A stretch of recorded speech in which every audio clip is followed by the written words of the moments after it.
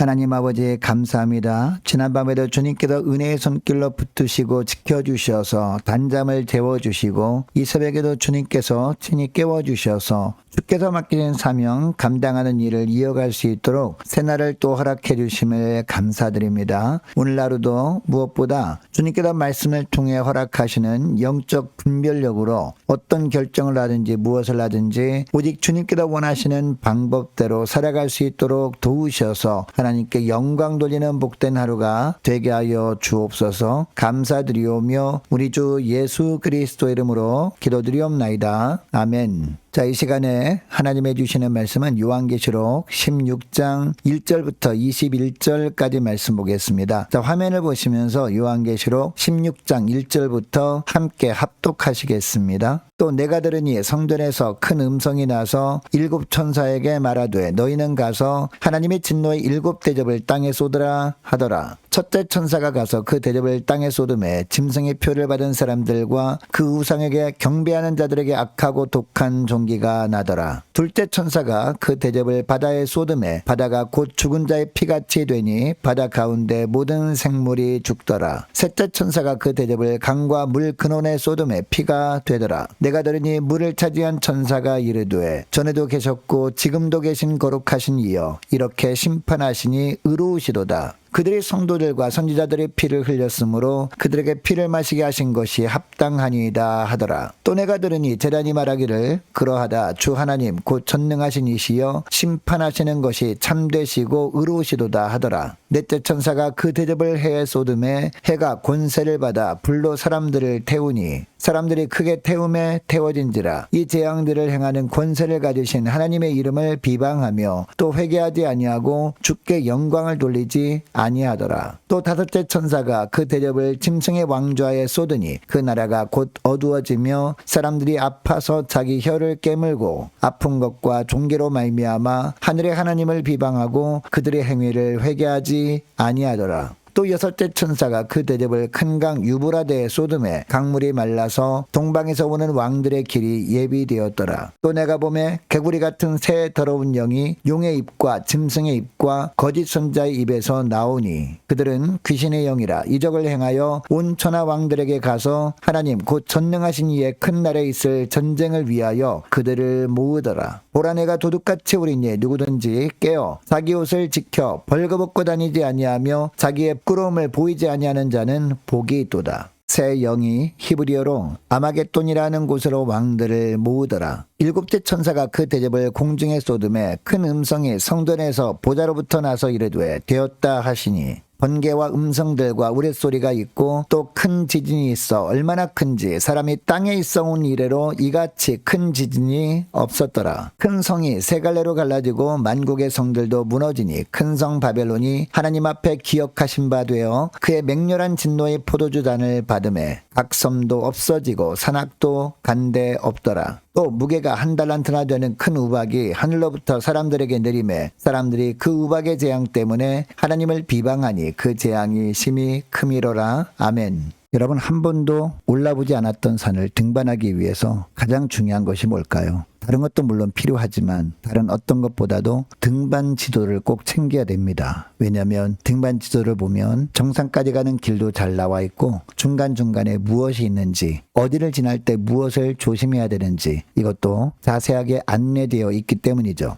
자, 그래서 등반 지도를 잘 보고 그 지도에서 안내 주는 대로 가다 보면 정상까지 안전하게 갔다가 내려올 수 있는 거죠. 자, 우리가 이 땅을 떠날 때까지 살아야 하는 인생도 어떻게 보면 등반을 하는 것으로 비유할 수 있습니다. 바울이 말한 것처럼 선한 싸움을 싸우고 믿음을 잘 지켜서 온전한 그리스도의 군사로 하나님 앞에 서는 것. 이 목표를 향해 사는 사람들이 믿음의 사람들입니다. 그런데 사단은 어떻게 하든지 우리가 이런 삶을 살지 못하도록 방해할 겁니다. 그래서 하나님의 사랑에서 우리를 끊어놓으려고 할 겁니다. 어떤 때는 세상의 달콤한 것으로 유혹할 겁니다. 여기에 넘어오지 않으면 온갖 시련과 환난을 통해서 넘어지게 하려고 할 겁니다. 그리고 간혹 하나님께서 주시는 연단 차원의 고난도 있습니다. 여러분 우리 앞에 이런 다양한 종류의 환난이 임할 때마다 우리가 어떻게 하면 끝까지 믿음을 지킬 수 있을까요? 하나님이 주신 인생 지도인 성경 말씀 따라 사는 겁니다. 특별히 요한계시록 중에서도 오늘 우리가 읽은 16장을 보면 앞으로 어떤 환난이 있을 것인지 말씀합니다. 그리고 그 환난의 상황을 보고 어떻게 대처하는 것이 믿음의 삶인지를 잘 보여주고 있습니다. 자, 오늘 본문 말씀에 보면 일곱 대접 심판이 본격적으로 행해집니다. 자, 1절을 보면 성전에서 큰 음성이 납니다. 성전에 계신 하나님께서 일곱 천사에게 진노의 일곱 대접을 땅에 쏟으라 라고 하십니다. 그리고 2절을 보니까 첫 번째 천사가 대접을 땅에 쏟습니다. 그러자 짐승의 표를 받은 사람들, 즉 우상에게 경배하는 자들에게 악하고 독한 종기가 나기 시작합니다. 자, 3절을 보면 두 번째 천사가 대접을 바다에 쏟으니까 바다가 피같이 변하고 바다의 모든 생물이 죽습니다.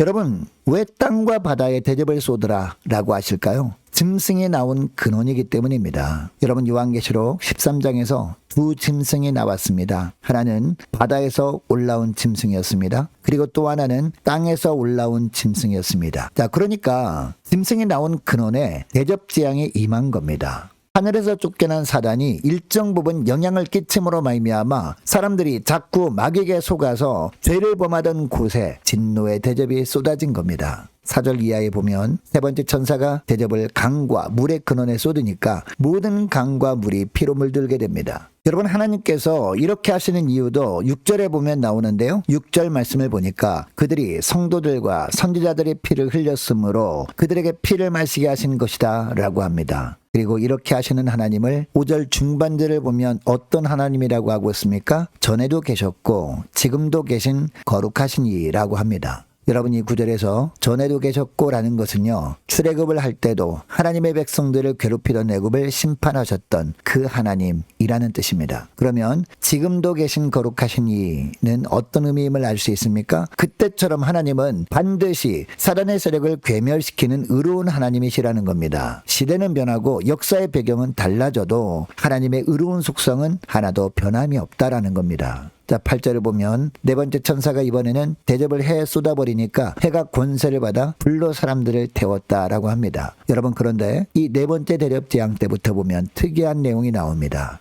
이 네 번째 대접 재앙으로 인해서 고통을 받게 된 사람들의 행동입니다. 여러분 하나님이 내리시는 재앙이라면 사람들이 어떻게 됩니까? 당연히 회개하는 것이 정상 아닙니까? 그런데 사람들이 어떻게 했다라고 하고 있습니까? 9절 중반절부터 보니까 이 재앙들을 행하는 권세를 가지신 하나님의 이름을 비방하며 또 회개하지 아니하고 주께 영광을 돌리지 아니하였다라고 합니다. 자, 10절을 보면 다섯 번째 천사가 대접을 짐승의 왕좌에 쏟아버리니까 나라가 온통 어두워집니다. 즉 흑암 재앙이 일어납니다. 그리고 사람들이 아파서 자기 혀를 깨뭅니다. 여러분 얼마나 힘들었으면 이런 행동을 할까요? 그런데 11절 하반절을 보니까 사람들은 또 이런 재앙을 주신 하나님을 비방할 뿐 회개치 않았다라고 하고 있습니다. 또 12절을 보면 여섯 번째 천사가 대접을 이번에는 큰 강 유브라데에 쏟아버립니다. 여러분 이 땅에 수많은 강들이 있습니다. 그런데 하나님은 왜 하필 여섯 번째 천사에게 대접을 유브라데, 즉 유프라테스 강에 쏟게 하셨을까요? 유프라테스 강은 문명의 근원, 에덴 동산이 있던 곳이었기 때문입니다. 여러분 에덴 동산에서 어떤 일이 있었습니까? 아담과 하와가 뱀의 유혹에 넘어가서 하나님의 금하신 선악을 알게 하는 나무 열매를 먹음으로 말미암아 죄를 범하게 된 일이 바로 유프라테스 강 유역에 있던 에덴 동산에서 있었던 일이었습니다. 결국 에덴 동산에서 쫓겨났던 일이 있던 곳, 이곳이 바로 유프라테스 강 유역이었다라는 겁니다. 그러니까 하나님은 여섯 번째 천사에게 다른 모든 강들 중에서 특별히 큰 강 유프라테스에 쏟게 하심으로 말미암아 사람들로 하여금 죄를 범하게 하는 존재가 어떤 존재인지 드러내시려고 한 겁니다. 자, 13절에 보면 사람들에게 죄를 범하게 하고 우상을 숭배하게 하는 존재를 드러내시는데 무엇입니까? 13절 하반절을 보면 나오죠. 용, 짐승, 그리고 거짓 선지자입니다. 그리고 14절을 보면 그들은 귀신의 영이라 라고 합니다. 이 사단마귀 귀신들이 하나님과 마지막 전쟁, 즉 아마겟돈 전쟁을 벌이려고 합니다.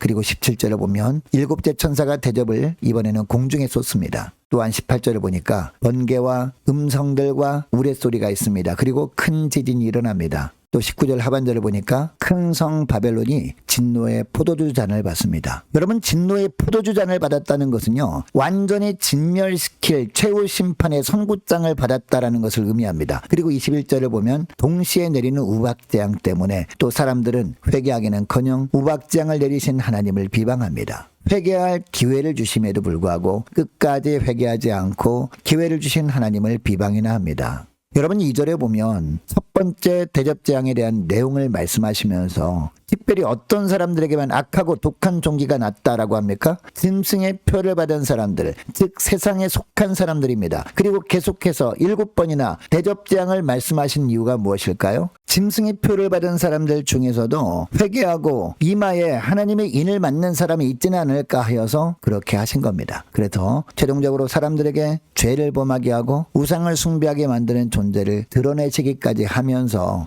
한 사람이라도 더 회개하고 구원에 이르길 원하신 겁니다. 그런데 세상에 속한 사람들은 어떻게 합니까? 하나님께서 회개할 기회로 고난을 주실 때 회개하기는커녕 하나님을 비방이나 하는 모습을 보일 뿐이었습니다. 여러분, 하나님은 간혹 우리의 믿음이 진짜인지 가짜인지 구분하려고 우리에게 너무나 힘든 환난을 만나게 하실 때가 있습니다. 그때 가짜 믿음의 사람은요, 하나님을 비방이나 하면서 하나님을 떠납니다. 그러나 진짜 믿음의 사람은 더욱 하나님께 나와 엎드려 회개하지 못한 죄가 있는지 돌아봅니다. 그리고 아무리 작은 죄라도 생각나면 철저하게 회개합니다. 이것을 하나님은 오늘 본문을 통해서 보여주고 계시는 겁니다. 그래서 15절에도 보면 뭐라고 합니까? 주님이 심판주로 도둑같이 오시는데 누구든지 자기 옷을 지켜 벌거벗고 다니지 아니하며 자기의 부끄러움을 보이지 아니하는 자는 복이 있다라고 하시는 겁니다. 언제나 회개하여 정결한 삶을 살아가므로 주님 오실 때 부끄러움을 당하지 않는 자가 복이 있다라는 겁니다. 여러분, 이것을 기억하시고 오늘 기도할 때 이렇게 기도했으면 좋겠습니다. 하나님, 간혹 견딜 수 없는 고난이 찾아올 때마다 주님께서 회개할 기회로 주시는 고난임을 기억하고 회개할 기회로 삼고 더욱 하나님께 가까이 나아가 철저히 회개함으로 주님의 거룩한 신부로 준비되어지는 복된 저희를 되게 하옵소서. 간절히 기도하는 이 새벽 될 수 있기를 축복합니다. 계속해서 기도하기를 원하는 것은 모든 구역 식구들 이름을 불러가며 함께 기도하기를 원하고 저와 여러분을 위해서 또한 각 가정의 자녀들을 위해서 함께 이 시간에 기도하기를 원합니다. 또 오래 세워진 일꾼들을 위해서 교회 재정을 위해서 함께 기도하기를 원하고 유초등부 중고등부 청년부와 남녀 전도회 각 구역을 위해서 함께 기도하기를 원합니다. 많은 환우들을 위해서 기도해 주시기 바라고 특별히 임광빈 목사님 신장 담석 제거 시술을 잘 받을 수 있도록 함께 이 시간에 기도하기를 원하고 취업을 앞둔 청년들을 위해서 선교사님들 가정들과 나라와 민족을 지켜 주옵소서. 함께 기도하기를 원합니다. 우리 교회 앞날을 위해서 또한 저와 여러분이 가지고 나온 기도 제목을 놓고 이 시간에 함께 기도하기를 원합니다. 기도하겠습니다.